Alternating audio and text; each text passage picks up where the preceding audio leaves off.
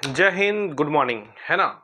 रोज morning में 5 बजे आपको यह क्लास मिलेगी। अच्छी तरीके से आपको देखना है, पूरी विधिवत देखना है। जितने भी एग्जामिनेशन होंगे, मानकर चलिए कि एग्जामिनेशन के अधिकतम क्वेश्चन इस क्लास के टॉपिक से मिलेंगे। क्लियर।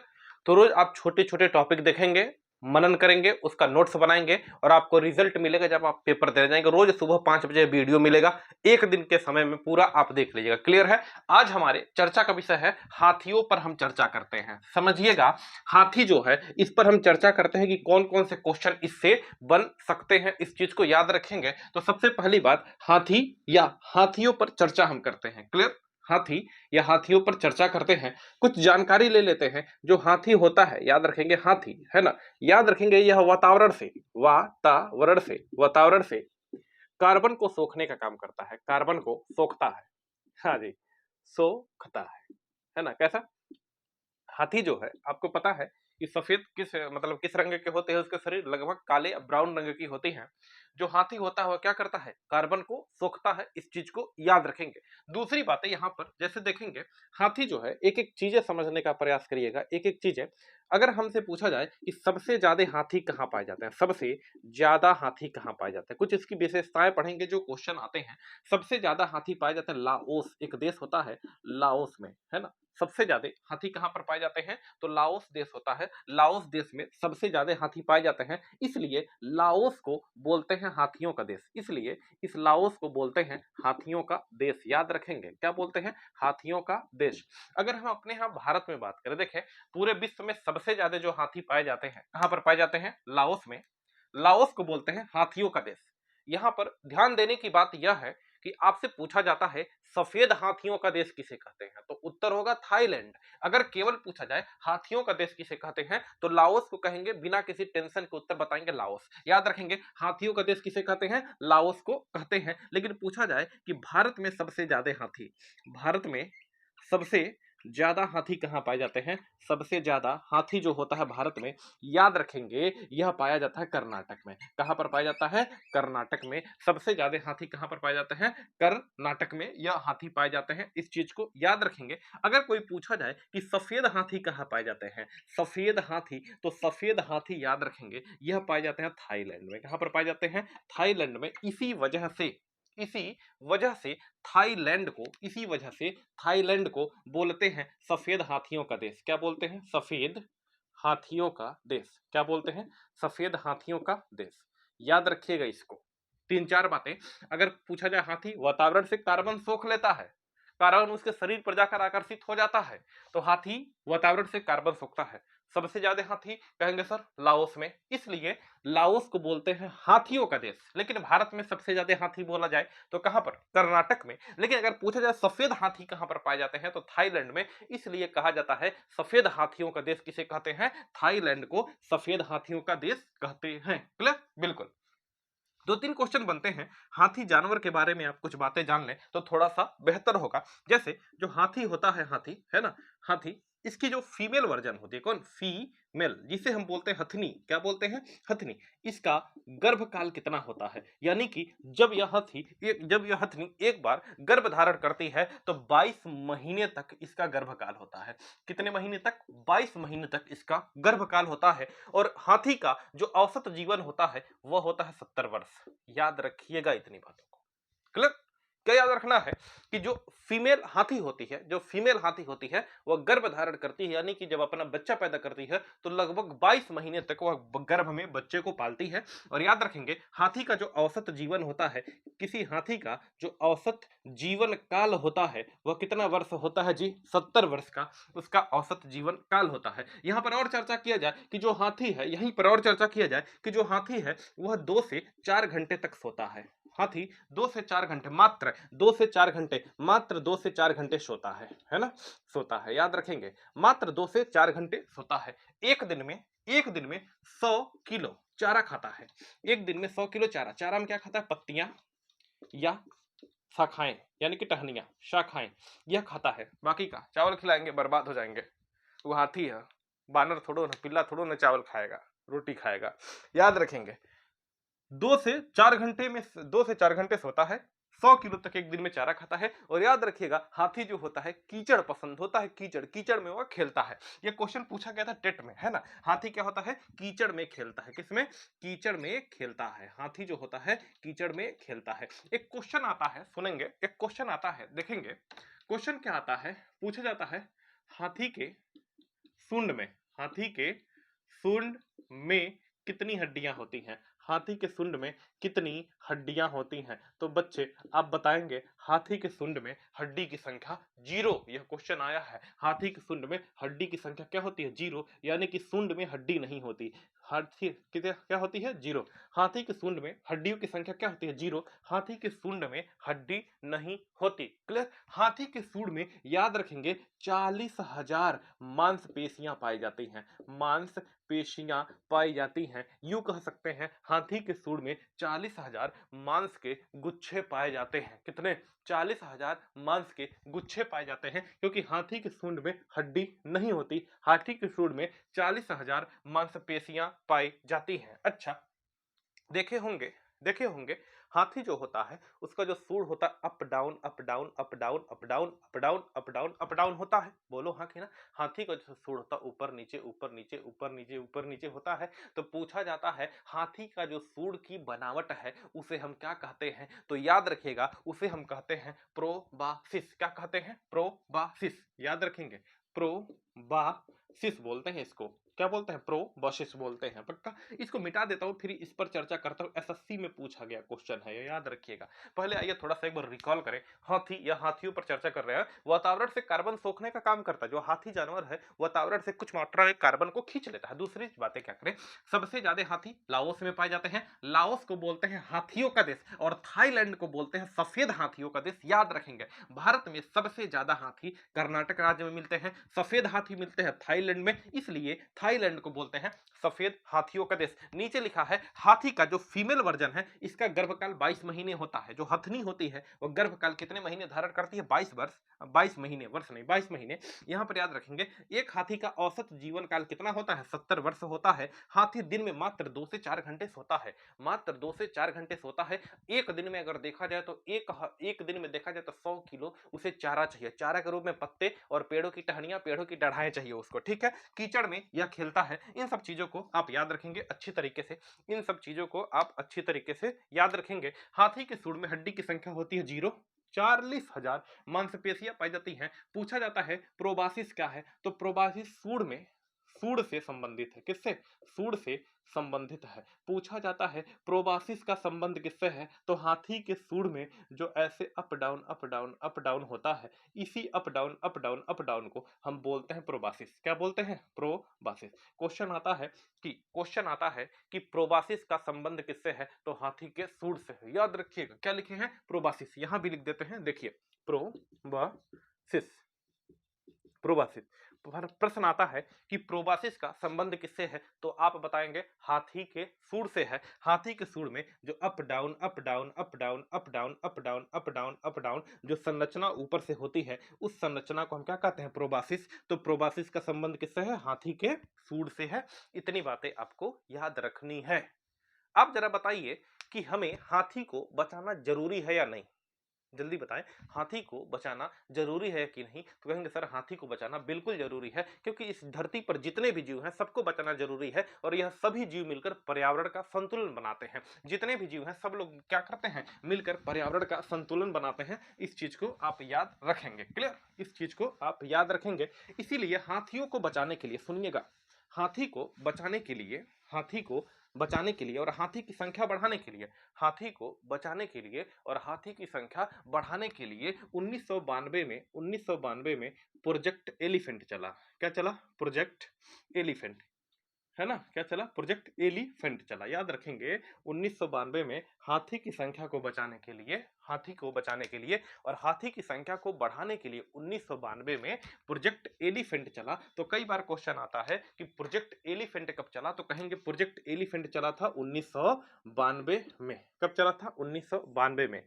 इसका मतलब क्या था, 1992 में प्रोजेक्ट एलिफेंट का मतलब क्या था कि हाथियों की संख्या को, हाथियों को सुरक्षा प्रदान करना, हाथियों को सुरक्षा प्रदान करना व इनकी संख्या बढ़ाना, व इनकी संख्या बढ़ाना, व इनकी संख्या बढ़ाना याद रखेंगे, है ना। इसी के तहत हाथियों को बचाना आवश्यक है। आपको पता है कि हाथी को बचाना अति आवश्यक है, हाँ या ना बोले? बिल्कुल सर, हाथी को बचाना आवश्यक है, इसीलिए, है ना, इसीलिए हाथी रिजर्व बनाए गए, हाथी रिजर्व बनाए गए, याद रखेंगे। क्या किए गए? हाथी रिजर्व बनाए गए। तो भारत में, अच्छा, हाथी मतलब जानते ही हैं, रिजर्व मतलब ऐसा जगह जहां उनको संरक्षित किया जाएगा, जहां उनको सुरक्षित किया जाएगा कि इनका कोई बाहरी शिकार ना करे, इनके कोई दांतों का शिकार ना करे, इनको कोई नुकसान ना पहुंचाए। तो हाथियों को सुरक्षित रखने के लिए हाथी रिजर्व बनाया गया। और याद रखेंगे, भारत में कुल हाथी रिजर्व की संख्या है 33। याद रखेंगे, यहां मैं लिख दूं कि भारत में कुल हाथी रिजर्व, भारत में कुल हाथी रिजर्व की संख्या है, भारत में कुल हाथी रिजर्व की संख्या है 33। यानी कि भारत में कुल 33 जगहों पर, भारत में कुल 33 जगहों पर हाथी का रिजर्व किया जाता है, हाथी को संरक्षित किया जाता है, उसकी स्थिति देखा जाता है, उसको सुरक्षा प्रदान किया जाता है, उसको अनुकूल वातावरण दिया जाता है, यूं कह सकते हैं। तो भारत में कुल हाथी रिजर्व की संख्या कितनी है? 33। या ऐसे भी पूछा जाता है कि भारत में कुल हाथी रिजर्व अभ्यारण्य कितने हैं? हाथी रिजर्व अभ्यारण्य कितने हैं? तो भारत में हाथी रिजर्व अभ्यारण्य हैं कुल कितने हैं? 33। कितने हैं? 33। याद रखेंगे कितने हैं? 33। और पूछा जाएगा भारत का पहला हाथी रिजर्व कौन सा है? हाथी रिजर्व कौन सा है? तो भारत का पहला जो हाथी रिजर्व है उसका नाम है सिंहभूम हाथी रिजर्व, सिंहभूमि हाथी रिजर्व, सिंहभूमि हाथी रिजर्व। और यह सिंहभूमि पड़ता है झारखंड में। कहां पर पड़ता है? झारखंड में। पूछा जाता है भारत का पहला हाथी रिजर्व कहां, क्या नाम है? सिंहभूमि हाथी रिजर्व। कहां पर पड़ता है? झारखंड में। भारत का पहला हाथी रिजर्व कौन सा है? सिंहभूमि, झारखंड में यह पड़ता है, याद रखेंगे। कुल भारत में कितने हाथी रिजर्व हैं? 33 गो। कितने हैं? 33 गो। याद रखेंगे हाथी रिजर्व कितने हैं? 33 गो। और इस 33 में भारत का सबसे पहला हाथी रिजर्व का नाम क्या है? सिंहभूमि हाथी रिजर्व। कहां पर पड़ता है? झारखंड में पड़ता है। क्लियर? आइए थोड़ा सा रिवीजन करते हैं। 1992 में प्रोजेक्ट एलिफेंट चला, एलिफेंट की संख्या को बचाने और बढ़ाने के लिए। 92 में चला हाथियों की सुरक्षा प्रदान करने के लिए और इनकी संख्या बढ़ाने के लिए यह चला। हाथी रिजर्व घोषित किया गया। हाथी रिजर्व का कॉन्सेप्ट लाया गया कि हाथी को सुरक्षित संरक्षित किया जाएगा, है ना, कि इनका कोई शिकार ना करे, इनको दांतों को कोई तोड़े ना, दांतों का कोई शिकार ना करे, और हाथी को सुरक्षित रखा जाए।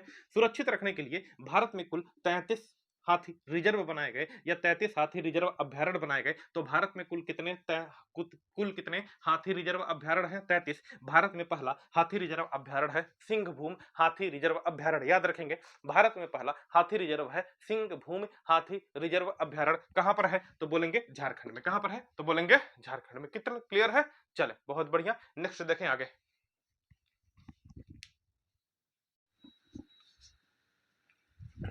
चलिए उसी के आगे कंटिन्यू करते हैं। आप अच्छी तरीके से देखते रहिएगा, आपको समझ आएगा निश्चित है ना। क्या आपने सीखा? अगर पूछा जाए कि भारत में, सुनेंगे, भारत में कुल हाथी रिजर्व कितने हैं? यह तो आप जान गए। भारत में कुल कितने हाथी रिजर्व है, मतलब कितने जगह पर हाथी को रिजर्व संरक्षित किया जाता है कि इन पर कोई शिकार ना करे, इनके मांस का या इनके मांस करे, इनके चमड़ी का या इनके हाथी दांत का कोई दुरुपयोग ना करे। तो भारत में कुल हाथी रिजर्व की संख्या कितनी है? 33। कितनी है?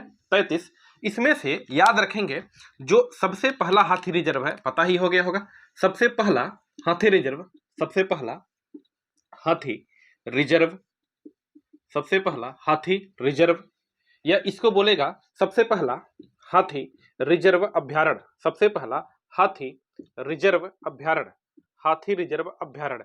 यह दोनों कहां पर हैं? तो यह कहे सबसे पहला हाथी रिजर्व कहे या हाथी रिजर्व अभ्यारण्य कहे तो क्या बताएंगे? सिंह भूमि। क्या बताएंगे? सिंह भूमि, है ना। कहां पर? सिंहभूम, झारखंड में। कहां पर है? सिंहभूम हाथी रिजर्व कहां पर है? झारखंड में है। कहां पर है जी? झारखंड में। क्लियर? यह तो पहला हो गया। अगर पूछा जाए 33वां कहां पर है? 33वां, यह जो 33वां है यह बन रहा है, 33वां जो है यह बन रहा है, इसका बाउंड्री हो रहा है, इसको संरक्षित करने के लिए बाउंड्री निर्धारित हो रहा है। तो जो 33वां है उसका नाम है, याद रखेंगे, तराई, तराई हाथी रिजर्व। नाम क्या है? तराई हाथी रिजर्व अभ्यारण्य। तराई हाथी रिजर्व अभ्यारण्य। याद रखेंगे जो 33वें नंबर का हाथी रिजर्व है उसका नाम क्या है? तराई हाथी रिजर्व अभ्यारण्य। Most most most most most important question है यार, पेपर में आने के लिए परम संभावित है, प्रबल संभावित है। पूछा जाए कि पहला हाथी रिजर्व कहां पर है, तो क्या बताएंगे? सिंह भूमि। कहां पर? झारखंड वाला। और जो 33वां है, 33वें नंबर का, इसका नाम क्या है? तराई हाथी रिजर्व। तराई हाथी रिजर्व यह कहां पर है? उत्तर प्रदेश में है। कहां पर है? उत्तर प्रदेश में है। उत्तर प्रदेश के 4 जिलों में बन, उत्तर प्रदेश के 4 जिले आते हैं इसमें। उत्तर प्रदेश के कितने जिले आते हैं? 4 जिले आते हैं। कौन कौन से? कौन कौन से? तो कहेंगे लखीमपुर खीरी। क्या बोलेंगे? लखीमपुर खीरी। लखीमपुर खीरी आता है। पीलीभीत, याद रखेंगे, पीलीभीत। पीलीभीत के जस्ट बगल में बहराइच। क्या है? बहराइच। और कौन सा? शाहजहांपुर। कौन सा आता है? शाहजहांपुर आता है। बोलिए हाँ कि ना, कौन सा आता है? शाहजहांपुर आता है। इस चीज को याद रखिएगा। तराई हाथी रिजर्व भारत का 33वां है, जो कहां पर है? यूपी में है। यूपी के 4 जिलों में आता है यह। लखीमपुर, पीलीभीत, बहराइच और शाहजहांपुर, है ना। एक बड़ा सा जंगल है जो 4 जिलों में फैला हुआ है। लखीमपुर, पीलीभीत, बहराइच और शाहजहांपुर, यह 4 जिलों में आता है। क्लियर? मिटाकर कुछ और बातें करना है, लिखना है, समझेंगे। तो कितने कितने हो गए? कितने एलिफेंट रिजर्व हो गए? कितने एलिफेंट रिजर्व हो गए? जल्दी बताइए। तो कहेंगे सर 33। कितने? 33। पहला कहां पर है? तो कहेंगे सर पहला कहां पर है? तो सिंहभूम कहां पर है? सिंहभूम कहां पर पड़ता है? सिंहभूम हाथी रिजर्व, यह कहां पर पड़ता है? तो बोलेंगे झारखंड में। कहां पर बोलेंगे? झारखंड में। ठीक। नेक्स्ट, अगर मैं बात करूं जो 33वें नंबर का है, इसका नाम क्या है? तो इसका नाम है तराई हाथी रिजर्व। तराई हाथी रिजर्व इसका नाम है। और यह कहां पर पड़ता है? यूपी में। और यूपी के कितने जिले हैं? 4 जिले। चारों जिलों का नाम भी आपको याद होना चाहिए। क्लियर? क्लियर, बिल्कुल। देखें, जो 33वां रिजर्व यह जो बन रहा है, यह बन रहा है, याद रखेंगे, यह यूपी का दूसरा है। यूपी का दूसरा है। वह देश का 33वां, देश मतलब भारत का 33वां नंबर का है। 33वां नंबर का है। इसका मतलब है कि जो यूपी का तराई, याद रखेंगे, तराई हाथी रिजर्व है, यह यूपी का दूसरा है। यूपी का क्या है? दूसरा। और भारत का 33वां। यानी कि यूपी में यानी कि उत्तर प्रदेश में, यह क्वेश्चन यहीं से इंपॉर्टेंट है। उत्तर प्रदेश में 2 हाथी रिजर्व हैं। सुनिएगा, उत्तर प्रदेश में 2 हाथी रिजर्व हैं। कौन कौन से? कहां कहां पर? तो एक तो जान गए, जो अभी बन रहा है जो 33वें नंबर का है, उसका नाम है तराई हाथी रिजर्व। तराई हाथी रिजर्व नाम है इसका। बोलो हाँ। इसको ऐसे भी बोलते हैं, टी से तराई, ई से एलिफेंट, और यह आर बोलते हैं, TER। तराई एलिफेंट रिजर्व कहां पर है? यह बताएंगे। यूपी के 4 जिले हैं। यूपी के 4 जिले लखीमपुर खीरी, शाहजहांपुर, पीलीभीत और बहराइच, याद रखेंगे। अच्छा, यूपी का पहला, उत्तर प्रदेश का पहला हाथी रिजर्व कौन सा है? उत्तर प्रदेश का पहला हाथी रिजर्व कौन सा है? तो उत्तर प्रदेश का पहला एलिफेंट यानी कि हाथी रिजर्व, इसका नाम है शिवालिक हाथी रिजर्व। क्या नाम है? शिवालिक हाथी रिजर्व। शिवालिक हाथी रिजर्व इसका नाम है। और यह 2 जिलों में के बीच पड़ता है। सहारनपुर के बीच पड़ता है और बिजनौर, यह 2 जिलों के बीच पड़ता है। सहारनपुर और बिजनौर के बीच में पड़ता है। बोलिए, सुनिए, समझिए। अगर कोई पूछे कि कुल हाथी रिजर्व की संख्या कितनी है? 33। इस 33 में से 2 हाथी रिजर्व कहां पर है? यूपी में है। यूपी का पहला हाथी रिजर्व है शिवालिक एलिफेंट यानी कि हाथी रिजर्व, एलिफेंट रिजर्व। और 33वें नंबर का जो यूपी का दूसरा होगा, उसका नाम है तराई एलिफेंट रिजर्व। क्या नाम है? तराई एलिफेंट रिजर्व। याद रखेंगे, यूपी का पहला, अगर हाथी रिजर्व, यूपी का पहला एलिफेंट रिजर्व हाथी रिजर्व पूछे तो उसका नाम है शिवालिक हाथी रिजर्व। सहारनपुर और बिहार के, सहारनपुर और बिजनौर के बीच में पड़ता है। बिजनौर, है ना, बिजनौर। सहारनपुर और बिजनौर 2 जगह का बगीचा है, उसी बगीचे में पड़ता है शिवालिक हाथी रिजर्व। अरे रिजर्व का मतलब एक बगीचा होता है, उसी बगीचे में हाथी वाथी लोग रहते हैं, समझ रहे हैं। तो यहां तक बातें आपको क्लियर हो गई होगी। जल्दी उत्तर बताइए, उत्तर जल्दी बताएं कि यूपी में हाथी रिजर्व की संख्या कितनी है? यूपी में हाथी रिजर्व की संख्या कितनी है? 2। कितनी है? 2। अच्छा, पहला कौन सा है? Shivalik elephant reserve. अच्छा, दूसरा कौन सा है? तो तराई एलिफेंट रिजर्व। जो तराई एलिफेंट रिजर्व है यह भारत का किस नंबर का है? 33वें नंबर का। और इस आधार पर पूरे भारत में कितने एलिफेंट रिजर्व हो गए? तो पूरे भारत में 33 एलिफेंट रिजर्व हो गए। और इस 33 एलिफेंट रिजर्व में पहला है सिंहभूम और 33वां है तराई। 33वां कौन सा है? तराई। इतनी बातें अगर आपको क्लियर है तो यस सर बोले, जल्दी बताएं, स्क्रीनशॉट लें। आगे देखते हैं, वीडियो की क्वालिटी हम देख लें थोड़ा सा। चलिए चले जी, आगे देखते हैं।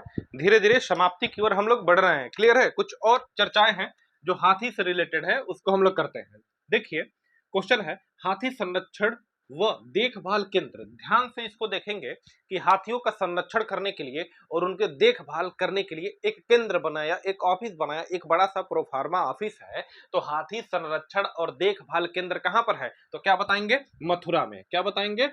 मथुरा में। हाथी संरक्षण और देखभाल केंद्र कहां पर है? मथुरा में। एक मिनट, फैन बंद कर दूं, आवाज आएगी आपको, ठीक है? चले, क्वेश्चन है हाथी संरक्षण व देखभाल केंद्र कहां पर है? मथुरा में। क्या बताएंगे? मथुरा में। नेक्स्ट है हाथियों के लिए सबसे पहला अस्पताल। देखो जी, हाथी के लिए सबसे पहला जो अस्पताल बना है कि अगर हाथी चोटिल हो जाए, उसको कोई रोग हो जाए, तो हाथियों के लिए जो सबसे पहला अस्पताल है वह बना है मथुरा में। लेकिन अगर प्रश्न पूछा जाए कि हाथियों के लिए सबसे बड़ा अस्पताल कहां बना है, तो केरल के तिरुअनंतपुरम में। पक्का? हाथी के लिए सबसे पहले अस्पताल कहां पर बना है? मथुरा में। क्योंकि हाथी संरक्षण और देखभाल भी कहां पर होता है? मथुरा में। इसका केंद्र भी कहां पर है? मथुरा में। तो हाथियों के लिए पहला जो अस्पताल बना है यह कहां बना? मथुरा में। लेकिन अगर पूछा जाए कि हाथियों के लिए सबसे बड़ा अस्पताल कहां पर है, तो बोलेंगे तिरुअनंतपुरम, केरल में। क्या बोलेंगे? तिरुअनंतपुरम लिख देते हैं, तिरुअनंतपुरम केरल। तिरुअनंतपुरम में है। यह कहां पर पड़ता है? केरल में पड़ता है। नेक्स्ट है आधार को मान्यता देने वाला पहला राज्य। देखिए, यह इंपॉर्टेंट क्वेश्चन, बड़ी शानदार सा क्वेश्चन है कि हाथियों के पहचान के लिए आधार मान्यता देने वाला जो पहला राज्य, यानी कि हाथियों को भी आधार कार्ड से जोड़ा जाएगा। हाथियों को आधार मान्यता, आधार कार्ड वाली मान्यता, हाथियों को आधार मान्यता देने वाला जो पहला राज्य बना उसका नाम है उत्तराखंड। क्या नाम है? उत्तराखंड। ध्यान से देखिएगा, हाथियों को आधार मान्यता देने वाला जो पहला राज्य है वह क्या बना? उत्तराखंड। और पूछा जाता है किस हाथी का सबसे पहले आधार कार्ड बना? किस हाथी का आधार कार्ड बना? सबसे पहला हाथी बताइए जिसका आधार कार्ड बना, तो उस हाथी का नाम है अरुंधति। क्या नाम है? अरुंधति। हीरोइन नहीं, हाथी का नाम है। रे यार, हद की बात है। अरुंधति किसके नाम है? हाथी का नाम है। तो क्या है? हाथियों को आधार मान्यता देने वाला पहला राज्य क्या बना? उत्तराखंड। और किस हाथी का आधार कार्ड बना? तो पहली हाथी है अरुंधति, जिसका क्या बना है? आधार कार्ड बना है। अब फिर वही बात आपके दिमाग में गई होगी कि अरे, हाथी के आधार कार्ड बना है तो ओकरे लिए तब तो ट्राली बराबर तो लाना पड़ेगा, बायोमेट्रिक मशीन लाना पड़ेगा, तब तू पंजा मारेगा। सही है ना? बिल्कुल नहीं। याद रखेंगे, हाथियों का जब आधार कार्ड बना तो उसकी आंखों को स्कैन किया गया है। किसको स्कैन किया गया है? आंखों को। और आंख कितना बड़ा होता है? हाथी है तो कर बड़ा आंख ही थोड़ा ना होगा कि 10 किलो का आंख होगा, छोटा ही आंख होता है। आंखों को स्कैन करना आसान होता है। तो चलिए, हाथी संरक्षण और देखभाल केंद्र मथुरा में, हाथियों के लिए पहला अस्पताल भी मथुरा में, है ना? सबसे बड़ा अस्पताल हाथियों के लिए तिरुअनंतपुरम में। आधार, हाथियों के लिए आधार को मान्यता देने वाला राज्य कौन सा है? उत्तराखंड है। और पहली हाथी जिसका आधार कार्ड बना, उस हथिया का नाम क्या है जी? उस हाथी का नाम है अरुणधति हाथी। क्या नाम है? अरुणधति हाथी। अच्छा, अगर पूछा जाए भारत का विरासत पशु कौन है, तो भारत ने अपना विरासत पशु चुना है हाथी को। भारत का विरासत पशु है हाथी। और याद रखिएगा, प्रत्येक साल 12 अगस्त को, आज के डेट को 12 है ना, प्रत्येक साल 12 अगस्त को हम क्या मनाते हैं? प्रत्येक मतलब जिस समय मैं वीडियो रिकॉर्ड कर रहा हूँ 12 है ना? 12 अगस्त को क्या मनाते हैं? हाथी दिवस मनाते हैं। हम क्या मनाते हैं? हाथी दिवस मनाते हैं। प्रत्येक साल 12 अगस्त को हम क्या मनाते हैं? हाथी दिवस मनाते हैं। इस चीज को याद रखेंगे। अच्छा, पूछा जाए कि हाथी कितने राज्यों का, हाथी जो है किन राज्यों का राजकीय पशु है, तो हाथी जो है 3 राज्य ऐसे हैं जिनका राजकीय पशु है। राजकीय पशु है हाथी। 3 राज्य ऐसे हैं जिनका राजकीय पशु है। कौन कौन सा? केरल है, केरल। कर्नाटक में सबसे ज्यादा है तो कर्नाटक होगा करेगा। और याद रखेंगे झारखंड। कौन सा है? झारखंड। तो 3 राज्य ऐसे हैं, केरल का भी, राजकीय पशु हाथी है, कर्नाटक का भी राजकीय पशु हाथी और झारखंड का भी राजकीय पशु हाथी। तो यहाँ से एक फैक्ट आप याद रख लेंगे, यहाँ से एक फैक्ट आप याद रख लेंगे अच्छी तरीके से। हाथियों का संरक्षण देने वाला अस्पताल, हाथियों का संरक्षण और देखभाल वाला कहां पर है? मथुरा में। हाथियों के लिए सबसे पहले अस्पताल कहां खोला गया? तो मथुरा में। अगर पूछा जाए हाथियों के लिए सबसे बड़ा अस्पताल खोला गया तिरुवनंतपुरम में।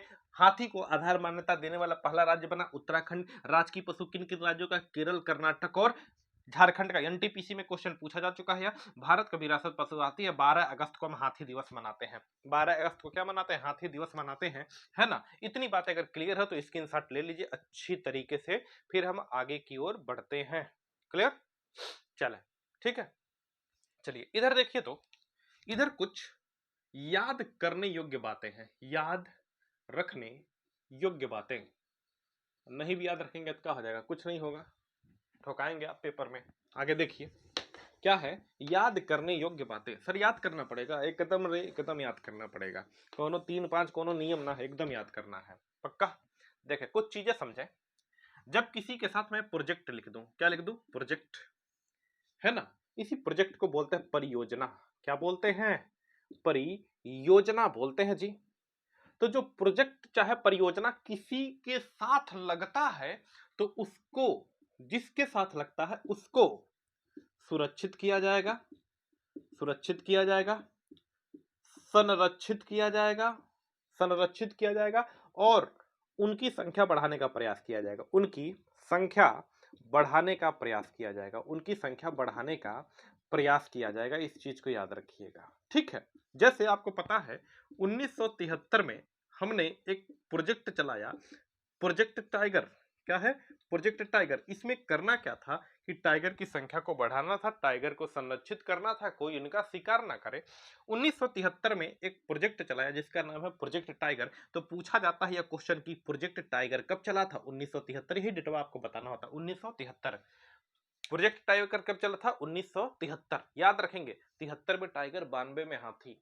73 में टाइगर, 92 में हाथी। 73 में टाइगर, 73 में टाइगर और 92 में हाथी, 92 में हाथी। याद रखेंगे 1973 में प्रोजेक्ट टाइगर चला और 1992 में प्रोजेक्ट एलिफेंट यानी कि प्रोजेक्ट हाथी चला। हाथियों की संख्या को बढ़ाने और सुरक्षित रखने के लिए किसी के साथ प्रोजेक्ट लगे, प्रोजेक्ट का मतलब उसको बढ़ाया जाएगा अच्छी तरीके से, ठीक है।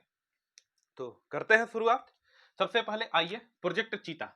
बाबू रे देखो ध्यान से, प्रोजेक्ट चीता देखते एकदम धौधियाइले लोग ठोक देते हैं 1973।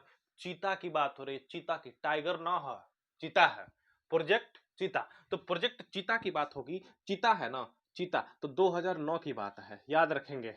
प्रोजेक्ट चीता कब की बात है? 2009 की बात है, इस चीज को याद रखेंगे।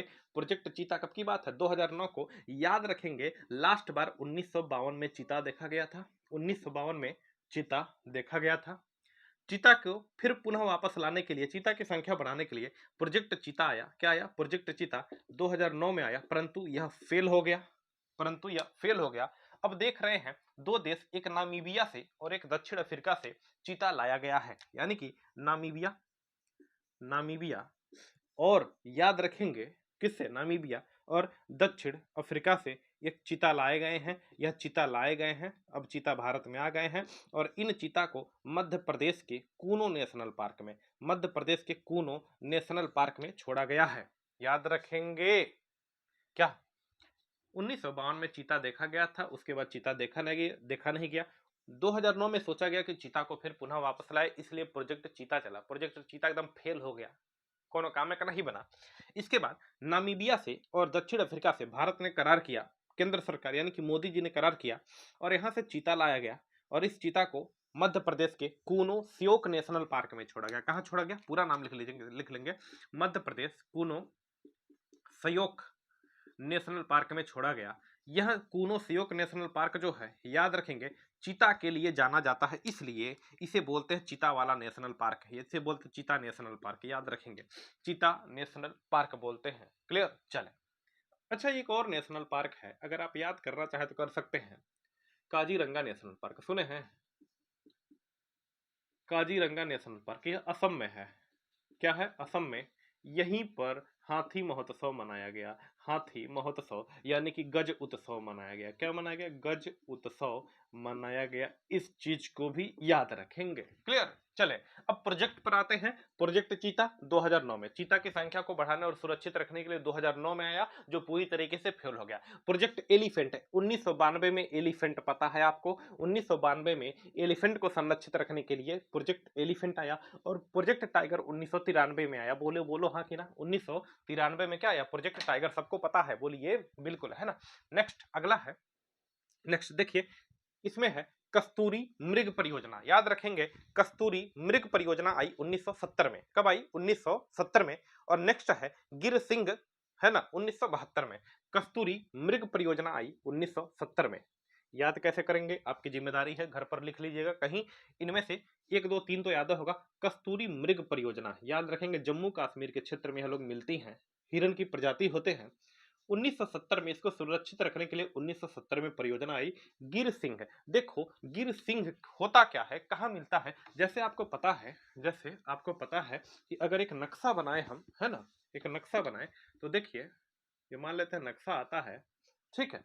तो यहाँ से दिखाई दे रहा होगा, यहाँ से यह जो क्षेत्र होता है इसे बोलते हैं कच्छ। क्या बोलते हैं? कच्छ का क्षेत्र, कच्छ का रण बोलते हैं इसको, है ना। रण उस क्षेत्र को कहते हैं जहां पर नमक बिछे होते हैं, उसे रण कहते हैं। तो इस क्षेत्र को यहां से लगाए यहां तक, इस क्षेत्र को बोलते हैं कच्छ। और यहां से यह जो क्षेत्र बनता है, यहां से यह जो क्षेत्र बनता है, इसे बोलते हैं सौराष्ट्र। क्या बोलते हैं? सौराष्ट्र। याद रखेंगे, सौराष्ट्र में छोटी छोटी पहाड़ियां मिलती हैं, छोटी छोटी पहाड़ियां मिलती हैं। और इसी पहाड़ियों को बोलते हैं गिर की पहाड़ी। क्या बोलते हैं? गिर की पहाड़ी। याद रखेंगे, क्या बोलते हैं? गिर की पहाड़ी बोलते हैं। और इस गिर की पहाड़ी में शेर मिलते हैं, जिसे बोलते हैं गिर के सिंह, गिर के शेर बोलते हैं। क्या बोलते हैं? गिर के शेर, या इसे ही बोलते हैं बब्बर शेर। क्या बोलते हैं? बब्बर शेर बोलते हैं। जिसके गले पर ढेर सारा बाल होता है, उस शेर को बोलते हैं बब्बर शेर। यह जो गिर के शेर हैं, यह अफ्रीका महाद्वीप से आए हैं। कहां से आए हैं? यहाँ पर पड़ता है अफ्रीका महाद्वीप। यह अफ्रीका महाद्वीप से आकर बैठे हैं यहाँ पर गिर की पहाड़ी वाले क्षेत्र में। गिर के शेर मिलते हैं, है ना।